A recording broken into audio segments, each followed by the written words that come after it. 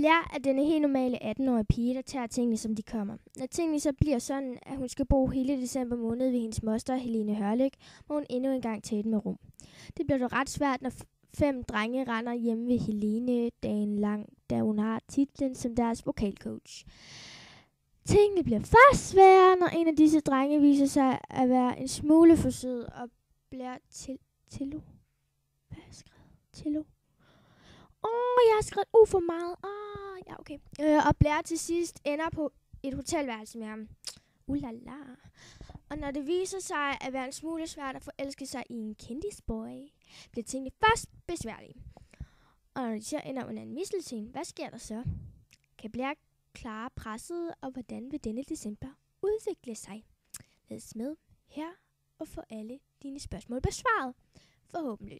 I All I Want for Christmas is You. One day. Nej, ikke one day. Et day. Af KPVA, som rent faktisk er mig, der snakker her. Ja, det ville betyde meget, hvis I havde læst den. Ja, jeg ved ikke rigtig, hvad man skal sige. Jo, jeg ved godt, hvad jeg skal sige. I må meget gerne komme med et like eller en kommentar. Og hvis I linker en historie, hvis I lægger et link til jeres historie, novelle, ja, det, så skal jeg nok tjekke det ud. Altså, når jeg får det tid, fordi jeg har sådan meget travlt her for tiden. Og det kan jeg ikke sådan rigtig gøre for. Ja. Farvel! Eller noget. Jeg håber... Nej, okay. Jeg stopper bare nu.